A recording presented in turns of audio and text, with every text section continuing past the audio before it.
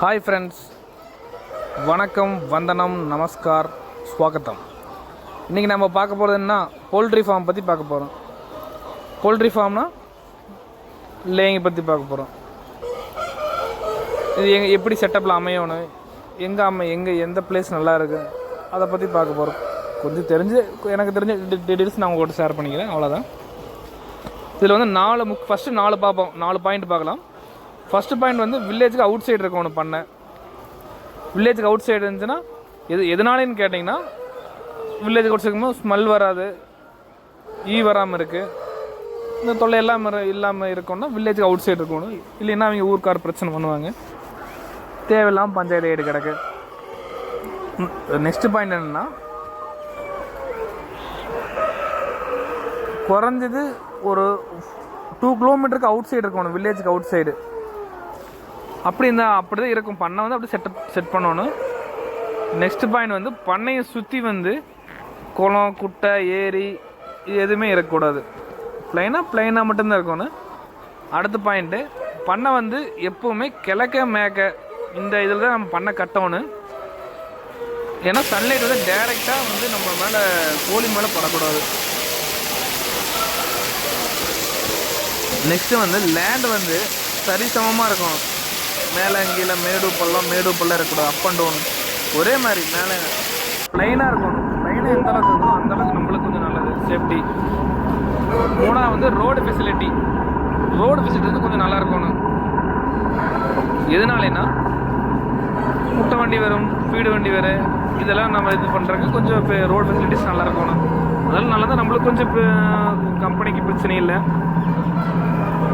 4ஆவது point என்னன்னா, water compulsory. Water வந்து நல்ல டேஸ்ட் குடிக்கிற மாதிரி இருக்கணும். நம்ம குடிக்கிற மாதிரி இல்லைங்க, கோழி குடிக்கிற மாதிரி இருக்கணும்.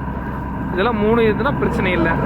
ஒரு பண்ணை கட்டுறீங்கன்னா, ஒரு பண்ணை கட்டுறதுக்கு முன்னாடி வந்து நீங்கள் வந்து எந்த கம்பெனி கட்டுறீங்க அப்படின்னு ஒரு டெசிஷன் எடுக்கிறது உங்கள் முக்கியமான ஒரு பாயிண்ட்.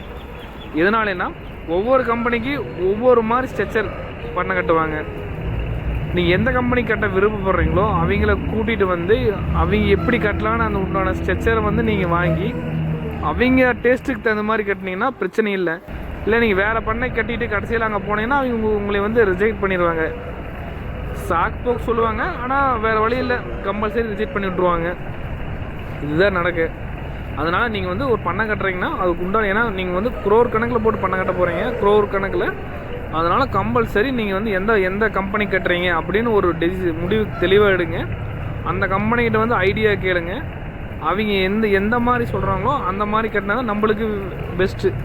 இல்லைன்னா நம்மளுக்கு தான் லாஸ். அவங்க கம்பெனி இந்த நீங்களா இன்னொருத்தர், நான்லாம் இன்னொருத்தர் அப்படின்னு போயிட்டே இருப்பாங்க. நம்மளுக்கு எது தேவையோ அதை இது பண்ணிட்டு போயிட்டே இருக்க வேண்டியது, நம்ம வேலையை பார்த்துட்டு. 5ஆவது பாயிண்ட் என்னென்னா, அவங்க எப்படி சொல்கிறதோ அப்படி கட்டினா அவங்க ஈஸியாக உங்களை வந்து நான் எடுத்துக்குவாங்க பண்ணேன். இல்லைன்னா அது நம்மளுக்கு சிரமம். நம்ம அவ்வளோ குரோர் கணக்கில் போட்டு கட்டி வச்சு எடுக்கலன்னு நம்மளுக்கு இன்னும் ரிஸ்க்கு. 5ஆவது பாயிண்ட் என்னென்னா, பண்ணையை சுற்றி வந்து ஒரு 16 அடி சுற்றி வண்டி போகிற மாதிரி சர்வீஸ் வச்சுக்கணும், ப்ளேஸ் பண்ணி வச்சுக்கணும். ரோடு மண் ரோடோ தார் ரோடோ, மண் ரோடு போடுவாங்க, மண் ரோடோ தார் ரோடோ போட்டு வச்சோம்னா எதனாலன்னா, ஒருவேளை இன்கேஸ் ஃபயர் ஆயிடுச்சுன்னா அதுக்கு அந்த ஃபயர் சர்வீஸ் வண்டி உள்ளே போயிட்டு வெளியே வர்ற அளவுக்கு நம்ம ரெடி பண்ணி வச்சுக்கணும். அது வந்து மோஸ்ட் இம்பார்ட்டன்ட். அதே கம்பல்சரி பண்ணி வச்சுக்கோணுங்க. இன்னொன்று வேறு என்னென்னா,